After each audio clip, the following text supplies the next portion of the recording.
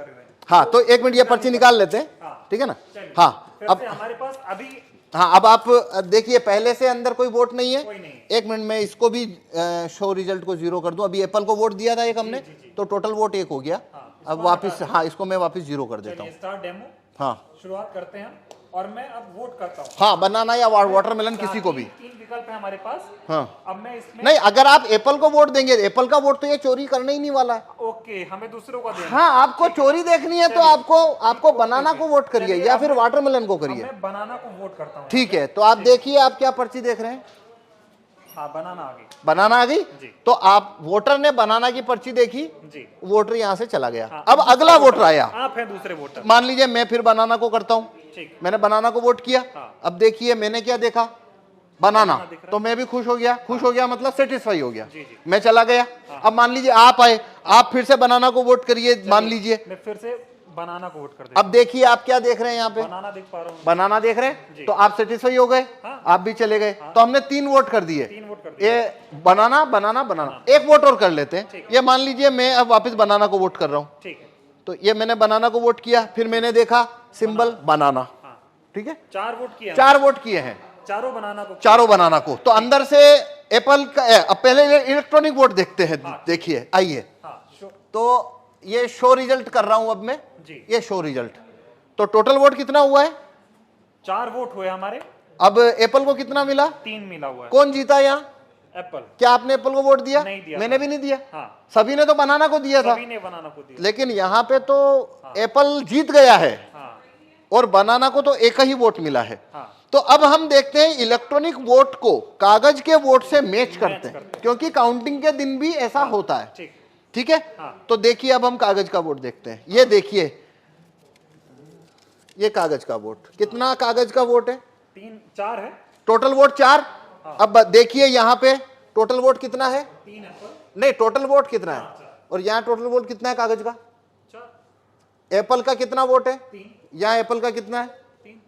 और यहाँ बनाना का कितना है? ये बनाना का 1। जबकि तो चारों ने बनाना को तो दिया। आप 100% वीवीपैट की पर्चियों की काउंटिंग करिए। ये लो काउंटिंग कितने की करनी है, कर लो काउंटिंग। क्या आपकी चोरी पकड़ में आई? नहीं है अभी, लेकिन मांग ये हो रही है, जो विपक्ष के, जो इंडिया गठबंधन के तमाम नेता हैं, वो ये कह रहे हैं कि वीवीपैट की पर्चियों की 100% मिलान होनी चाहिए, मशीन की गिनती। आप बताइए होनी चाहिए क्या? नहीं, इस क्या हिसाब से मतलब? जो आप दिखा रहे हैं, इसमें से तो आप साबित ही नहीं कर पाएंगे कि ऐसा गलत हुआ। भाई ये मैं ना खोलूं हाँ। तो यहाँ पे तो ये होने के बाद में जो बनाना का कैंडिडेट है वो वोटर को बोलेगा भाई तुमने तो मेरे को वोट ही नहीं दिया। वोटर बोलेंगे हमने तो बराबर वोट दिया, पर्ची छपी हुई देखी। सवाल और है, अभी हम जब वोट डाल रहे थे तो यहाँ पे पर्ची ये एक ही दिख रही थी। हाँ, वही पर्ची बार बार कटनी चाहिए पर्ची, जो कि कटती पर नहीं, ऐसे वो, होनी चाहिए। हाँ, पर उसको वोट फुल कट करेगा नहीं, क्योंकि उसको वोट जब चोरी करना है तो वो नहीं करेगा।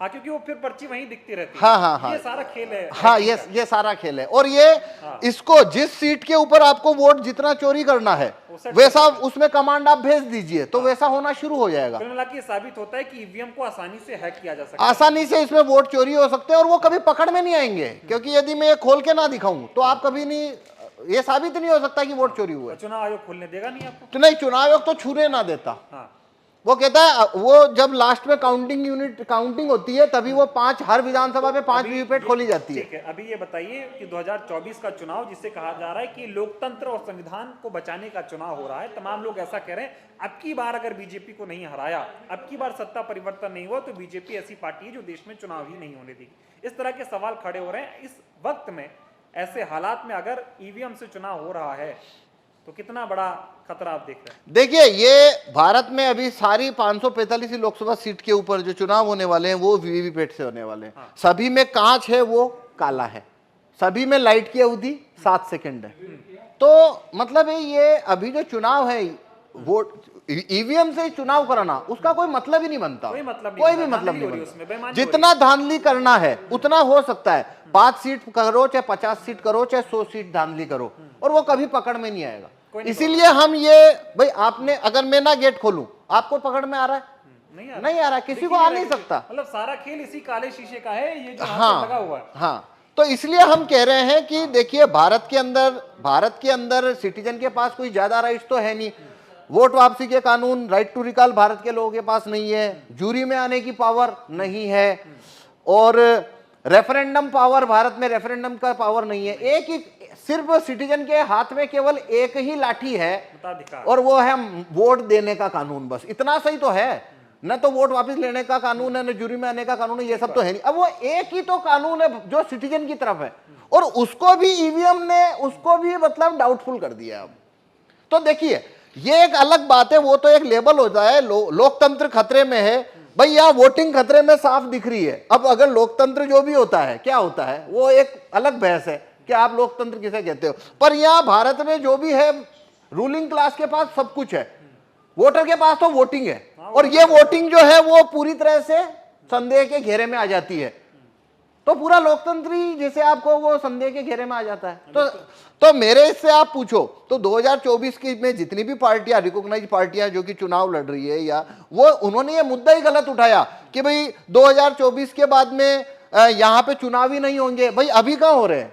आपने मुद्दा इसको बनाना था कि काला कांच जब तक है, फेल हो रहा है, बस बटन दब रही है, नहीं तो वो अभी भी तो नहीं हो रहा है। भाई मैं समझ पा रहा हूं। देखिए एक बात समझिए, जो व्यक्ति ये कहता है कि 2024 के बाद चुनाव नहीं होंगे, क्यों भाई? क्यों? क्योंकि बीजेपी की अगर सरकार बन गई तो भाई तुम काला कांच जब तक है तो सरकार उनकी बनेगी, वो आप मतलब तो वो तो बात वही खत्म हो गई ना। वो अभी से खत्म तो हो गया आप लोकतंत्र। वो मुद्दा चुनाव के बाद क्यों ला रहे हो?